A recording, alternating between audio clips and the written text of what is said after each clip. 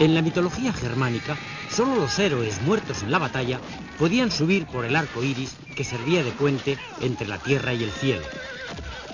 Puede que las almas de los valientes pudieran cruzar este arco iris, pero lo que es seguro es que los cuerpos de los vivos tenían necesidades más terrenales, como la de cruzar los ríos. Y así el hombre tuvo que agudizar el ingenio para inventar toda clase de puentes. Si el río que había que atravesar era como este arroyo, el problema era más bien sencillo. Pero otra cosa bien distinta era construir puentes sobre ríos más grandes.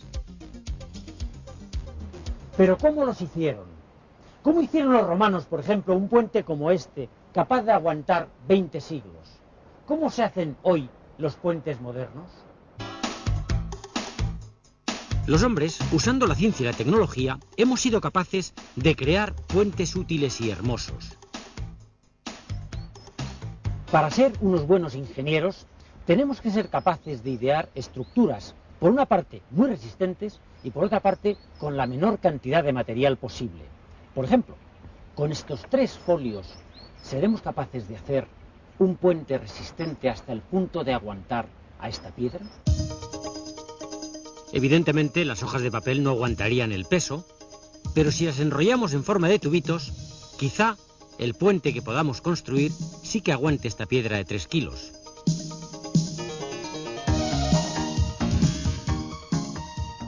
Colocamos los 3 tubitos encima de una estructura de madera y vamos a ver si la piedra realmente es soportada por este puente.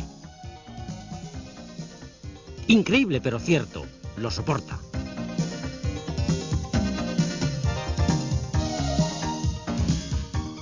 Las estructuras tubulares son muy resistentes, un buen ejemplo de cómo funcionan nuestros huesos, que aguantan todo el peso del cuerpo. Vamos a ver ahora otra solución. Los cuadrados se podrían deformar, los rombos también, pero los triángulos son indeformables. Aquí vemos cómo un rombo o un cuadrado se deforman fácilmente. Si lo hacemos en forma de triángulo, la deformación es mucho más difícil. Si colocamos una diagonal en el cuadrado, también conseguimos darle resistencia. Las estructuras triangulares llevan consigo gran resistencia con muy poco peso. Aquí están las 3 hojas de antes, esta vez dobladas en forma de triángulos. Las colocamos en el soporte y vemos que efectivamente aguanta el peso de la piedra. Los pájaros y los aviones necesitan tener el mínimo peso posible para poder volar. Ellos usan los triángulos dentro de las secciones de las alas. Es como si los ingenieros copiaran siempre de la naturaleza. Y ahora vamos al más difícil todavía. Con 3 tablas como estas, tenemos que construir un puente de 1 metro que aguante el peso de un alumno. Las colocamos tal cual.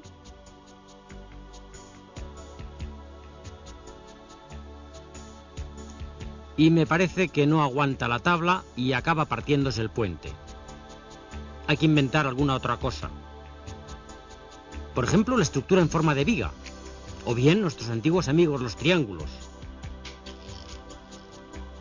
Este ya se parece más a un puente de autopista.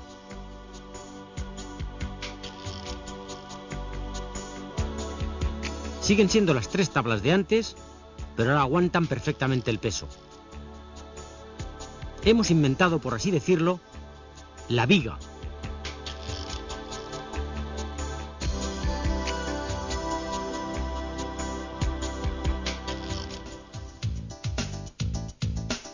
¿Y los puentes romanos? ¿Por qué no se caen? Si los romanos descubrieron este sistema, nosotros no vamos a ser menos. Vamos a intentarlo.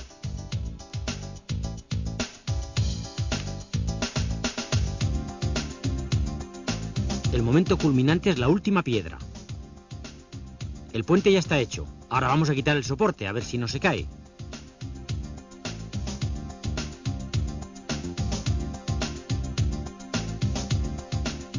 Así es como un puente de piedra se mantiene sin cemento ni argamasa. No se cae, ¿pero por qué? Si descomponemos la fuerza peso de la pieza central, vemos que ejerce fuerza sobre las piezas 2 y 3. Y así sucesivamente, hasta que los extremos acaban clavándose, por así decirlo, en el suelo.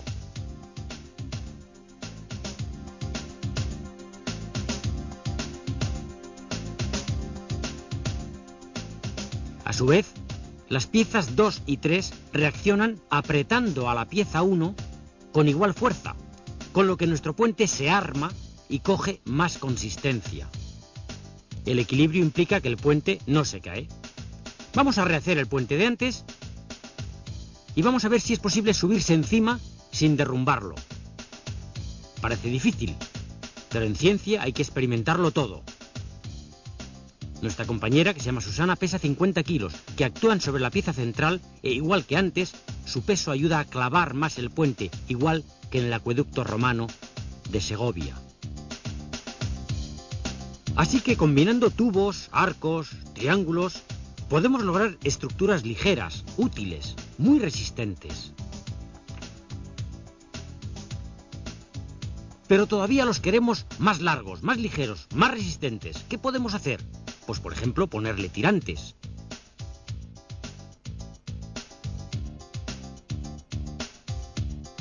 Este es el famoso puente Golden Gate, que logra cruzar la enorme bahía de San Francisco. Si el puente se mantiene en equilibrio, tiene que cumplirse que la suma de todas las fuerzas que actúan sobre él sea nula. El enorme peso de la parte central del puente es equilibrado por las tensiones de los cables que están sujetos a los anclajes de los extremos de la bahía. Aquí, las enormes torres aguantan los cables, pero ¿qué efecto tienen los cables sobre ellas? A veces sabemos mucho más de lo que creemos. Fijaros en algo tan sencillo como colocar una tienda de campaña. Pues bien, al tensar la tienda, actúa una fuerza hacia abajo sobre el palo que lo clava dándole estabilidad. De igual manera ocurre en el puente. La suma de las dos tensiones del cable comprimen a la torre con una fuerza enorme, clavándola en el fondo de la bahía. Por eso, la cimentación debe de ser muy buena para que ejerza una fuerza igual y de sentido contrario y no se hundan esas torres. Volvamos al laboratorio. Vamos a ver ahora cómo en nuestro puente los laterales son los que hacen la función del anclaje de antes. Pero se mueve mucho, parece un puente de quita y pon. Hay que darle, de alguna manera, estabilidad mediante estos tirantes de cuerda, que son como los cables de antes. Vamos a ver cómo estos cables le dan algo más de estabilidad al puente. Si hubiera anclajes laterales, el puente sería perfectamente estable. En la realidad, y aunque cueste creerlo, los puentes se construyen exactamente igual. Primero se cimentan bien tanto las torres como los anclajes de los lados. Podemos ver que efectivamente tienen que tener enorme resistencia para aguantar el peso del puente. Los soportes de las torres bien cimentados y también los anclajes de los tirantes de los lados van a permitir que después, al construir el puente, se pueda soportar el enorme peso de todo el tráfico que va a pasar por encima de él.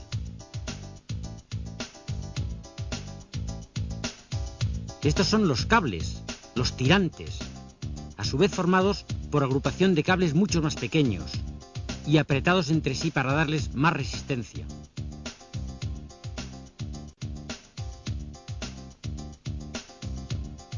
Aquí les vemos ya ejerciendo su función de tirantes. El puente queda literalmente colgado de estos cables y ya solo falta unir la pieza central.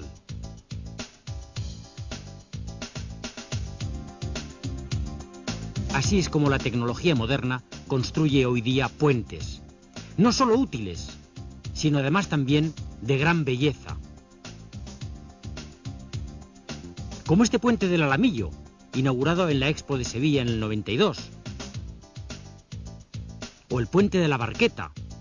En este puente observamos que hay arcos, hay cables, ¿y los triángulos dónde están? Ah, aquí aparece un triángulo. El puente de la Barqueta fue construido poco a poco y después puesto encima del río. Aquí vemos cómo es trasladado, primero en tierra, después ya terminado en tierra, ahí lo vemos, el puente fue girado poco a poco, flotando por encima del río, hasta ser capaz de unir las dos orillas. Los sevillanos con cierta guasa dicen que primero se hizo el puente y después se puso el río.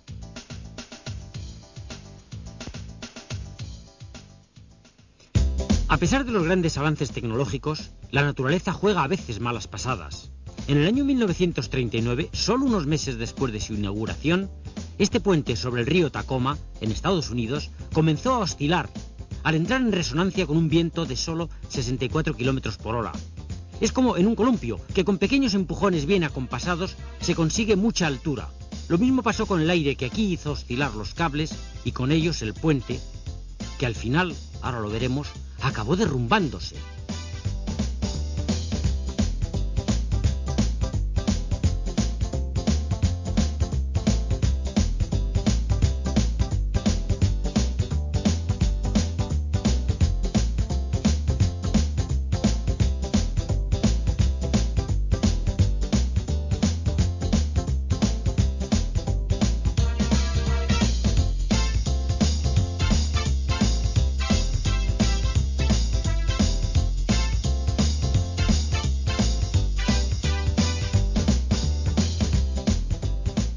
¿Podía pasarle lo mismo a nuestros puentes? Hombre, un puente no se cae fácilmente. Este en el que estamos es de hace 20 siglos y lo que le queda. Además, los puentes hoy día son estudiados de manera muy técnica y es muy difícil que acaben cayéndose. La verdad es que con todo el saber acumulado desde hace milenios, es de esperar que nunca más, ni las guerras, ni el viento, ni las riadas, destruyan nuestros queridos y muy útiles puentes.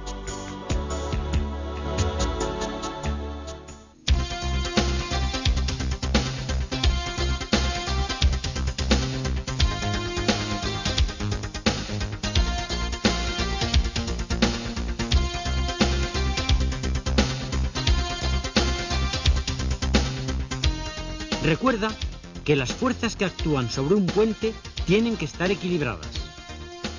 Utilizando tubos, arcos, triángulos y cables, conseguimos puentes cada vez más largos, ligeros y resistentes.